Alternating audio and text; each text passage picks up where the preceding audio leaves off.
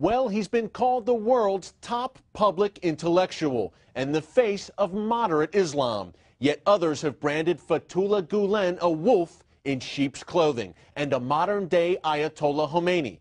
In this Stakelbeck on Terror exclusive report, we take a closer look at this reclusive Turkish imam who directs a global Islamic movement, not from the Middle East, but from the mountains of Pennsylvania. Let's go to work.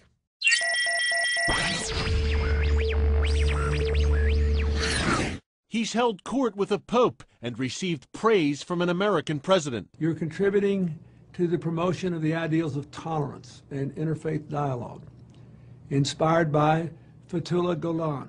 Fetullah Gulen's story takes him from a small town in Turkey to founder of a multi-billion-dollar Islamic movement bearing his name. Despite a grade school level education, this Turkish imam leads a worldwide following of some 5 million devotees. They refer to him as Hoca Effendi, or master teacher. Gulen claims to represent a moderate brand of Islam that is compatible with the modern world. It emphasizes interfaith dialogue and the pursuit of science. Yet one expert told CBN News there's much more to the story. It's not just a religious movement. It's Fetullah Gulen movement. They call themselves that. So it is, you can say, a cult. You can say a highly personalized movement. Middle East analyst Ariel Cohen tracks the Gulen movement closely. What he's talking about is not the caliphate, is not the Sharia state. He calls it the New World Islamic Order. Cohen says some in the U.S. government and academia support reaching out to Gulen's followers as a way to counter al-Qaeda and other jihadist groups. The idea being, and just like people who say we should have a good relationship with Muslim Brotherhood, the idea is that these are mainstream Islamists.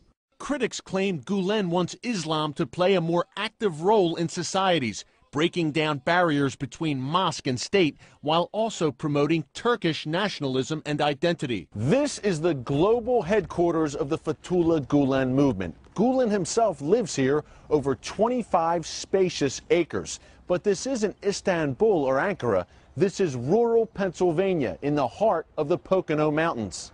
The Golden Generation Worship and Retreat Center sounds like a ski lodge and looks the part. CBN News toured the compound with a staffer, but we were not permitted to film or meet Fetullah Gulen. The 70-year-old leader is in poor health and rarely gives interviews. He came to America in 1998, reportedly to seek medical treatment. Since then, he's directed his global empire from Pennsylvania.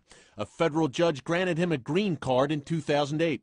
Shortly after he left for America, a series of secretly recorded sermons featuring Gulen aired on Turkish television.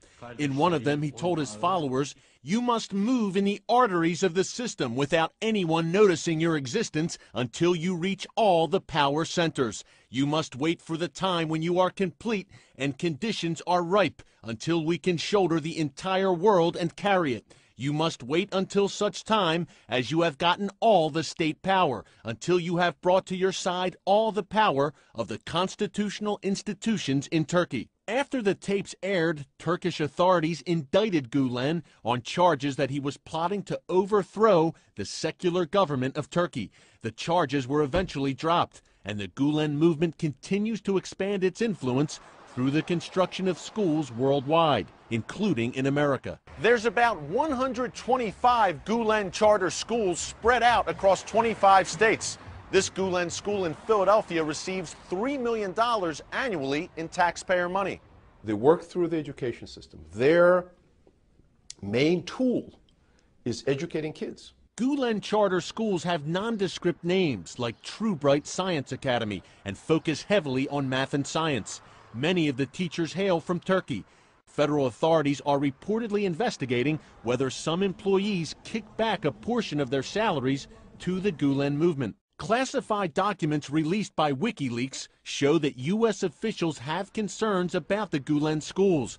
The U.S. Embassy in Ankara stated, We have multiple reliable reports that the Gulenists use their school network, including dozens of schools in the U.S., to cherry-pick students they think are susceptible to being molded as proselytizers. And we have steadily heard reports about how the schools indoctrinate boarding students. Meanwhile, in its birthplace of Turkey, the movement continues to grow. Gulenists are said to make up at least 70% of the federal police force, devoted to their master teacher half a world away in the Pocono Mountains. And remember, Gulen has a green card. Our government knows he's here. Apparently, charming the Gulenist is part of America's continued outreach to supposedly moderate Islamist groups like the Muslim Brotherhood.